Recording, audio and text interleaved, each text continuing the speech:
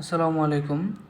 নতুন একটি পর্বে তোমাদের সকলকে স্বাগতম। আজকের পর্বে আমি আলোচনা করতে যাচ্ছি কাজ ক্ষমতা শক্তি 2000 ঢাকা বোর্ড 2020 সালের প্রশ্নটি নিয়ে। আমাদেরকে উদ্দীপকে দুটি দৃশ্য দেওয়া হয়েছে। ক নম্বর প্রশ্নটি হচ্ছে সুষম ত্বরণ কাকে বলে। আমরা জানি যদি কোনো নির্দিষ্ট দিকে কোনো বস্তুর বেগ বৃদ্ধির হার সবসময় একই থাকে তখন তাকে সুষম ত্বরণ বলা হয়। দ্বিতীয় প্রশ্নটি হচ্ছে বায়োমাসকে নবায়নযোগ্য শক্তির উৎস বলা কারণ ব্যাখ্যা করো। আমাদের প্রথমে জানতে হবে বায়োমাস পদার্থগুলো কোনগুলা। বায়োমাস পদার্থগুলো হচ্ছে ওই সকল পদার্থ যে সকল জৈব পদার্থগুলো থেকে আমরা শক্তি উৎপাদন করতে পারি, যেমন গাছপালা, গাছের লতাপাতা, বিভিন্ন ধরনের বর্জ্য। এই সকল পদার্থ থেকে আমরা শক্তি উৎপাদন করতে পারি। যেমন এইগুলো থেকে আমরা গ্যাস কিন্তু উৎপাদন করতে পারি। কোন গ্যাস? যে গ্যাসটা আমরা বায়ু গ্যাস নেমে চিনে থাকি, এটা এই বায়োমাস পদার্থ থেকে উৎপাদন করতে পারি। এই গ্যাস দিয়ে আমরা কি করতে পারি? এই বায়ু গ্যাস দিয়ে আমরা রান্নার কাজে ব্যবহার করতে পারি এবং বিভিন্ন বিদ্যুৎ উৎপন্ন করতে পারি। যেহেতু আমরা এই গ্যাসটাকে শক্তি উৎপাদন করতে পারে এই গ্যাসটা, সুতরাং আমরা বলতে পারি যে কি বায়োমাসকে নবায়নযোগ্য শক্তির উৎস বলা হয়। তৃতীয় প্রশ্নটি হচ্ছে দৃশ্য 2 থেকে কত উচ্চতায় বস্তুটির বিভব শক্তি গতি শক্তির দ্বিগুণ হবে। এখানে দৃশ্য 2টি হচ্ছে 4 কেজি ভরের একটি বস্তুকে 40 মিটার পার সেকেন্ড বেগে খাড়া উপরে নিক্ষেপ করা হলো। এটা হচ্ছে দৃশ্য 2। তাহলে আমাদেরকে বের করতে হবে কত উচ্চতায় বস্তুটির বিভব শক্তি গতি শক্তির দ্বিগুণ হবে। তাহলে চলো সমাধানে যাওয়া যাক। তৃতীয় প্রশ্নটিতে কিন্তু বলে দিয়েছে যে কোন উচ্চতায় বিভব শক্তি গতি শক্তির দ্বিগুণ হবে। এখানে এসে স্টুডেন্টরা কনফিউশন বোধ করে কার সাথে 2 গুণ করব। তা এই কনফিউশনটা দূর করার জন্য আমি একটি উদাহরণ দিচ্ছি। ধরো তুমি আর তোমার ভাই, তুমি যতটুকু লম্বা আছো এর অর্ধেক লম্বা হচ্ছে তোমার ভাই। এখন কি তুমি বলতে পারো না তোমার ভাই থেকে তুমি দ্বিগুণ লম্বা? ঠিক তদ্রূপ এইভাবেই তুমি এখানে দেওয়া আছে কি বিভব শক্তিটা গতি শক্তির দ্বিগুণ। তাহলে এখানে হচ্ছে বিভব হবে এবং সমান সমান 2 গুণ, এখানে হচ্ছে গতি শক্তি।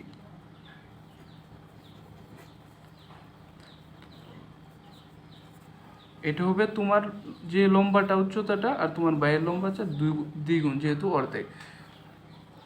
এখন চলো সমাধানে যাই।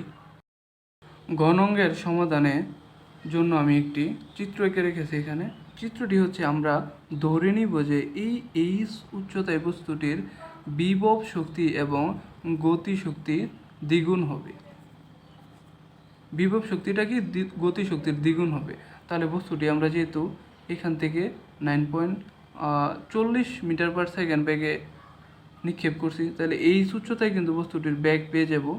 এখানে একটা বস্তুর ব্যাগ আছে এবং প্রথমে আমাদেরকে ব্যাগ নির্ণয় করতে হবে। কারণ কি, যেহেতু আমরা গতিশক্তি বের করব, গতিশক্তি বের করতে হলে আমাদেরকে ব্যাগ নির্ণয় করতে হবে। তাহলে প্রথমে আমরা ধরে নিব যে মনে করি বস্তুটির এই উচ্চতায় বিভব শক্তি গতিশক্তির দ্বিগুণ এবং এই উচ্চতায় ব্যাগটা আমরা আগে নির্ণয় করব।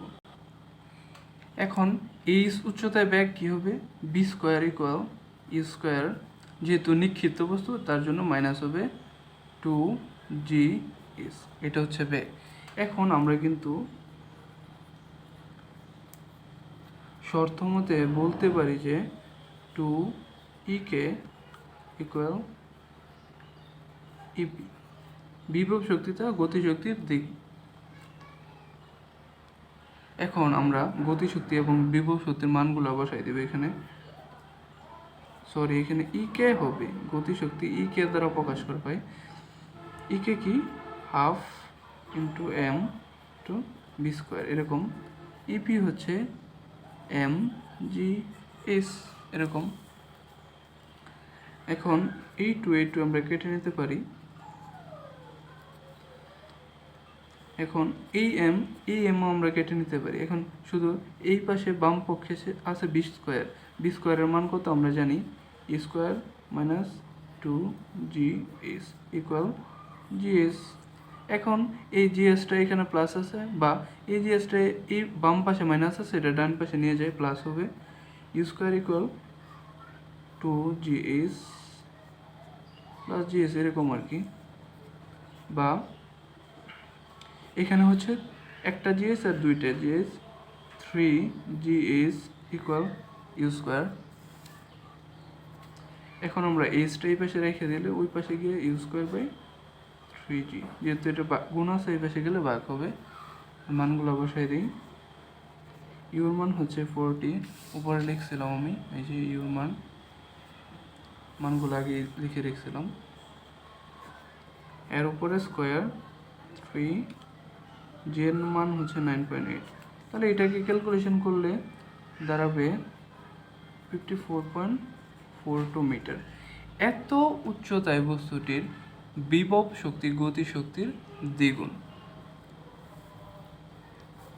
যেহেতু এটা নিক্ষিপ্ত বস্তু ছিল, তার জন্য কিন্তু আমরা শুধু এইচটা ধরে বের করে ফেলছি। যদি এটা পরন্ত বস্তু থাকতো তাহলে কিন্তু ব্যাগের ক্ষেত্রে এটা স্মরণের মানগুলো বের করে পরে করতে হতো।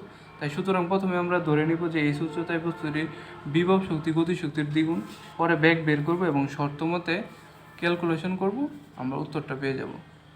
এটা হচ্ছে গ নম্বর প্রশ্নের উত্তর। চতুর্থ প্রশ্নটি হচ্ছে, দৃশ্য 1 থেকে যন্ত্রটির কর্মদক্ষতা 10% বেশি হলে ব্যয়িত শক্তি কী পরিমাণ পরিবর্তন হবে তা গাণিতিকভাবে বিশ্লেষণ করো। তাহলে চলো আমরা অঙ্কটির সমাধানে যাই। প্রথমে আমরা জানি ইটা বা কর্মদক্ষতা ইকুয়াল টু কি, energy of input, energy of output. Energy of input আর এনার্জি অফ আউটপুট, এখানে শক্তি যেহেতু বলা হয়েছে এরকম হবে। এখন এই ব্যয়িত শক্তিটা কি, ব্যয়িত শক্তিটাই কিন্তু হচ্ছে এনার্জি অফ আউটপুট, যেটা এটাই কিন্তু ব্যয়িত শক্তি। ক্লিয়ার? এটা ব্যয়িত শক্তি। এখন 45% যদি আমরা ব্যয়িত শক্তি বের করতে চাই, আমরা লিখবো কি এমজিএস। যেহেতু এটা কি হয়েছে এখানে, যেহেতু এখানে শক্তির কথা বলা হয়েছে, তার জন্য এখানে যেহেতু কাজ করতেছে বস্তুটি, ইনপুট যাই হোক না কেন, আমরা যখন একটা বস্তু ওজন কত 500 কেজি, এটা কত মিটার উঠে, 50 মিটার উঠে, এখানে কাজ করতেছে, কাজ করার জন্য এখানে ব্যয়িত শক্তি এমজিএইচ হবে। যদি এখানে ক্ষমতা বের করতাম ক্ষমতার ক্ষেত্রে, তাহলে এমজিএইচকে টি দিয়ে আমরা গুণ করে দিতাম। তাহলে এটা যদি আমরা ক্যালকুলেশন করি, এম এর মান হচ্ছে 500, জি এর মান হচ্ছে 9.8 আর এস এর মান হচ্ছে 50 মিটার। এটাকে যদি গুণ করা হয়, এটা গুণ করলে হবে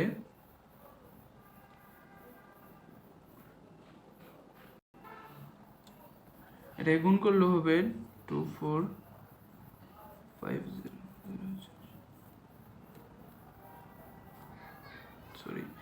2,45,000 জুল।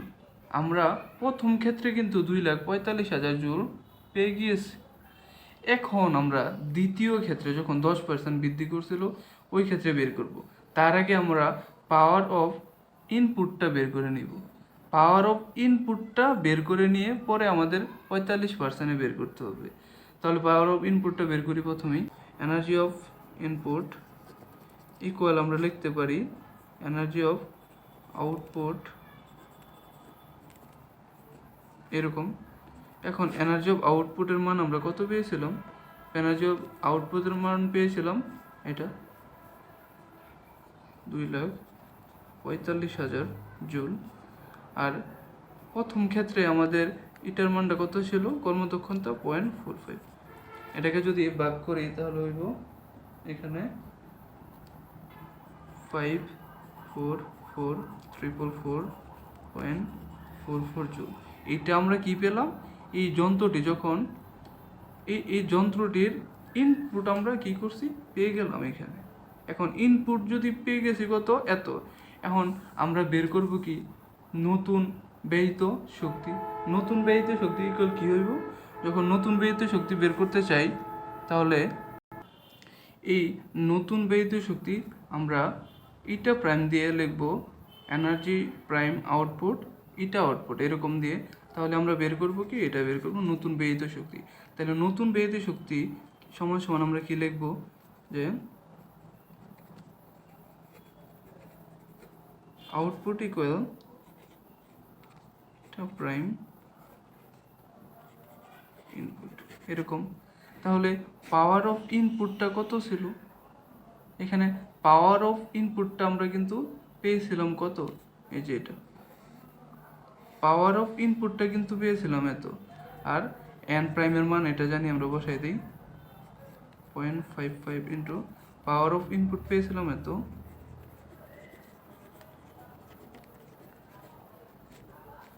এখন এটাকে যদি ভাগ করা হয় এখানে হবে 299,444 2,99,444.44 এরকম হবে আমাদের কি পাওয়ার অফ আউটপুট নতুন ব্যয়িত শক্তি।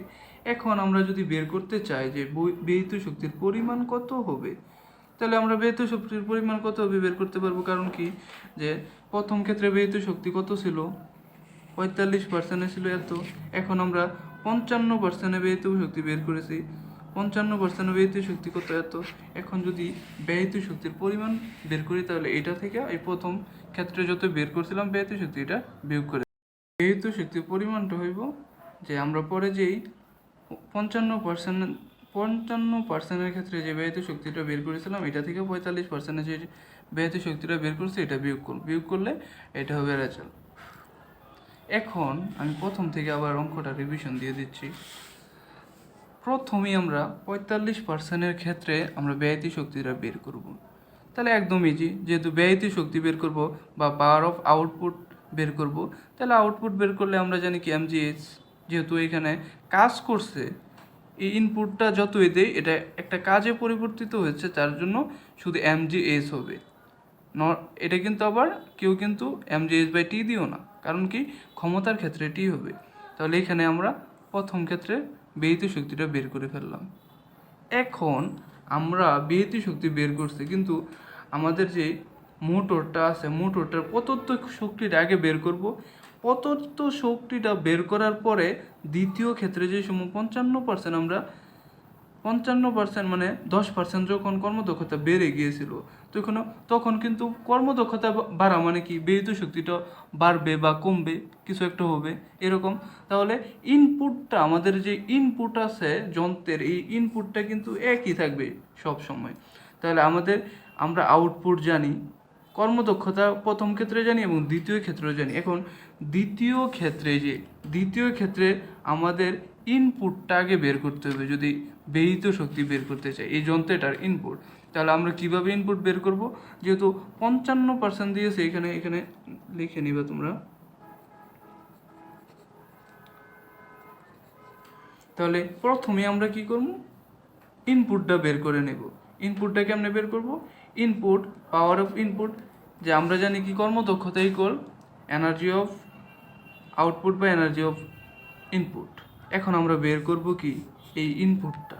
এখন ইনপুটটা যদি বের করতে চাই, তাহলে আমাদের ইনপুট ইকুয়াল এই যে কর্মদক্ষতা এটা এখানে চলে আসবো।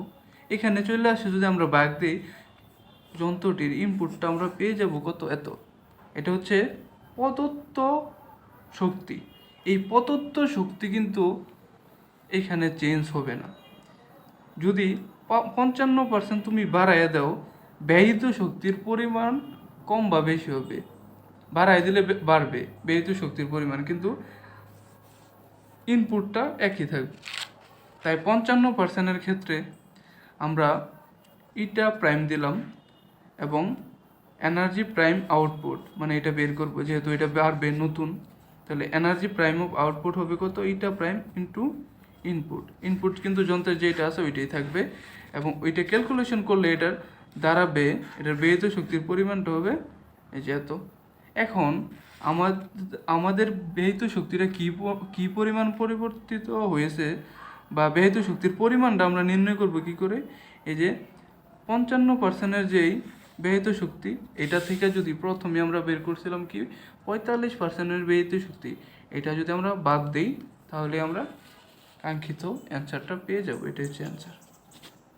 আশা করি সকলে ম্যাথটা বুঝেছো। এটা কিন্তু একদম সহজ ম্যাথ, একটু বুঝে নিবা তাহলে একদম সহজ হয়ে যাব। আশা করি সকলের কাছে ভিডিওটি ভালো লেগেছে। ধন্যবাদ।